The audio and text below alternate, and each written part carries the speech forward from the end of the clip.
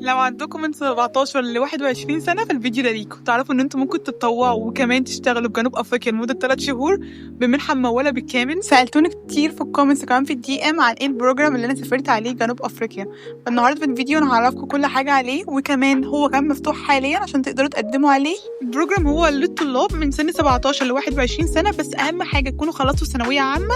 وانا عارفة ان احنا في مصر في الاغلب بنخلص ثانوية عامة واحنا عندنا 17 18 سنة، وبيبقى مفتوح لكل دول العالم، بس يعني مش مصر. لو انتم من اي دولة عربية تقدروا. اول ما تميت 21 سنة سافرت كيب تاون جنوب افريقيا لمدة 3 شهور.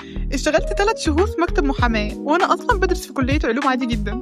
البروجرام اسمه تيك اكشن لاب، هو كان بيتكلم عن الهيومن رايتس. هم كمان من سنة فتحوا بروجرام تاني للانفايرمنتال ايشوز، يعني عندكم 2 بروجرامز. البروجرام التاني ده في ماليزيا، فبجد تحفة. يعني عندكم دلوقتي 2 opportunities ان انتوا تقدروا تقدموا عليه، وطبعا هتلاقوا اللينك البروجرام في البايو. قولوا لي في الكومنتس لو عايزين نعمل لكم بارت 2 عن البروجرام، وكمان احكي لكم عن البيرسونال اكسبيرينس وانا عملت ايه هناك وكنت بشتغل في ايه. هقول لكم ده في فيديو تاني لو انتوا عايزين. وكمان ما تنسوش تعملوا لي فولو عشان تتابعوا كل الاوبورتيونيتيز والسكولارشيبس اللي انا هتكلم عنها.